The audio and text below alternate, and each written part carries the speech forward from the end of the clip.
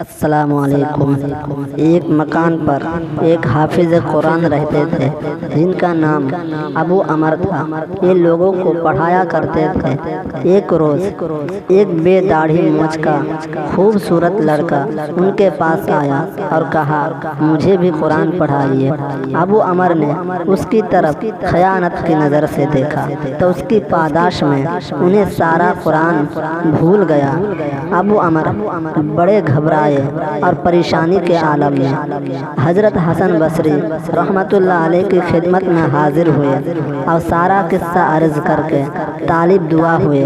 حضرت حسن بصری رحمۃ اللہ علیہ نے فرمایا کہ حج کا زمانہ قریب ہے، جا کر حج کر لو، اور جب حج کر چکو تو مسجد خیف میں جانا، وہاں تمہیں ایک بوڑھے شخص ملیں گے جو محراب میں بیٹھے ہوں گے۔ ان کی خدمت میں حاضر ہونا اور ان کے وقت ضائع نہ کرنا۔ جب وہ اپنے اور دو وظائف سے فارغ ہو جائے اس وقت اپنی عرض پیش کرنا اور دعا کے لیے کہنا۔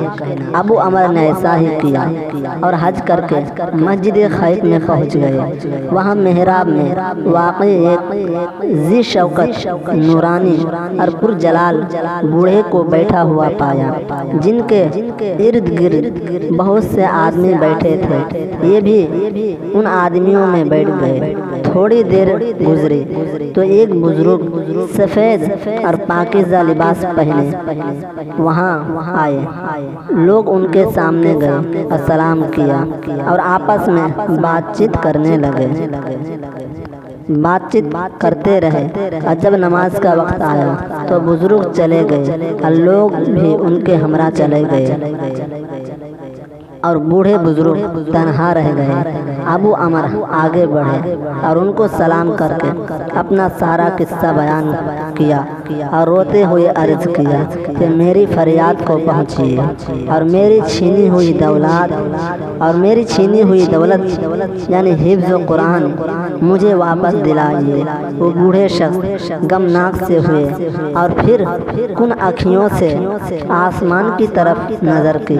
ابھی انہوں نے نظر نیچے نہ کی تھی کہ ابو عمر پر سارا قرآن پھر کشف ہو گیا۔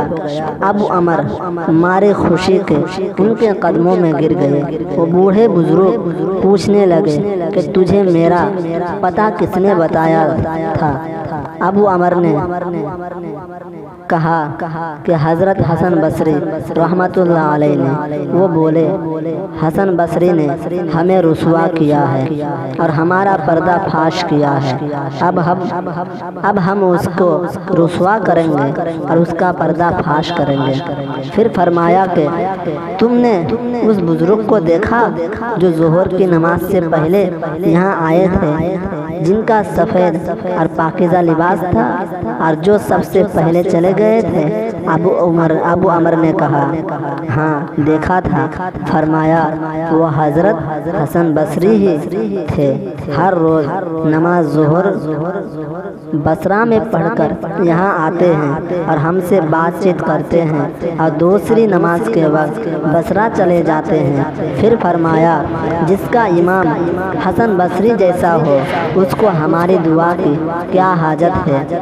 مشکل کے وقت بزرگوں کی خدمت میں حاضر ہو کر فریاد کرنے سے اور بزرگوں کی دعا سے بڑی بڑی مشکلیں حل ہو جاتی ہیں۔ اور یہ بھی معلوم ہوا کہ بد نگاہی سے بڑی بڑی آفتیں نازل ہو جاتی ہے اور علم دین بھی سلب ہو جاتا ہے۔ اور یہ بھی معلوم ہوا کہ اللہ والے اپنے کمالات کو چھپاتے ہیں اور باوجود عالی شان کے تواضع اختیار فرماتے ہیں۔ انہیں اپنی بڑائی کا خیال تک نہیں آتا، بلکہ وہ دوسرے بزرگوں کی ہی بڑا سمجھتے ہیں۔ اور یہ بھی معلوم ہوا کہ سینکڑوں میل کی مسافت یہ اللہ والے پل بھر میں طے کرتے ہیں۔ پھر جو لوگ 1 میل تک کا بھی سفر نہ کر سکتے، وہ ان پاک لوگوں کے مثل کیسے ہو سکتا ہے؟